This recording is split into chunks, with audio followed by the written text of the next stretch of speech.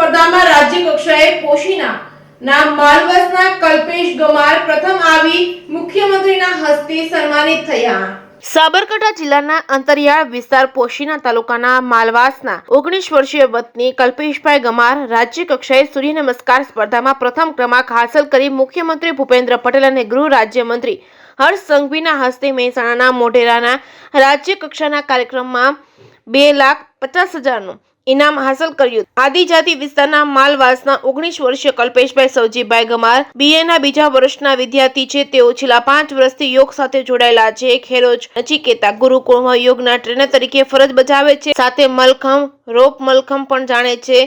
યોગના અભ્યાસો કલ્પેશભાઈએ રાજ્ય કક્ષાએ 15 મિનિટમાં 50થી વધુ સૂર્ય નમસ્કાર કરી આ ઇનામ મેળવ્યું છે। કલ્પેશભાઈએ જણાવે છે કે તેઓ છેલ્લા 5 વર્ષથી યોગ સાથે જોડાયેલા છે। યોગ થકી તેમને શારીરિક અને માનસિક ક્ષમતામાં વધારો થયો છે, શરીરમાં સ્ફૂર્તિ તેમજ મન પ્રફુલ્લિત રહે છે। યોગ થકી આજે તેઓ આ સમગ્ર ગુજરાતમાં જિલ્લાનું અને પોતાના ગામ અને માતા પિતાનું નામ રોશન કરી શક્યા છે। યોગની તાલીમ આપનાર ગુજરાત યોગ બોર્ડ યોગ કોચ રાજુભાઈ સોલંકીને પોતાની સફળતાનો યશ આપી માતા પિતા અને તમામ યોગ સાધકોનો આભાર માન્યો। 1 જાન્યુઆરી 2024ના પ્રથમ સૂર્ય કિરણની સાથે મોઢેરા સૂર્ય મંદિર ખાતે મુખ્યમંત્રી ભૂપેન્દ્ર પટેલ અને ગૃહ રાજ્યમંત્રી હર્ષ સંઘવીની ઉપસ્થિતિમાં સમગ્ર ગુજરાતમાં સૂર્ય નમસ્કાર કરી નવા વર્ષની શરૂઆત કરવામાં આવી હતી। આ સ્પર્ધામાં સમગ્ર રાજ્યના યોગ સાધકોએ ભાગ લીધો હતો। ગ્રામ્ય કક્ષા, તાલુકા કક્ષા, જિલ્લા કક્ષાએ પ્રથમ ક્રમાંક હાંસલ કરી રાજ્ય કક્ષાએ આ સ્પર્ધા યોજાઈ હતી।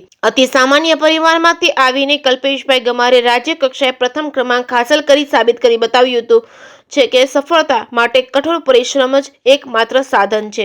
રિપોર્ટિંગ બાય ચંદ્રશેખર ભાવસાર, ખેડ બ્રહ્મા।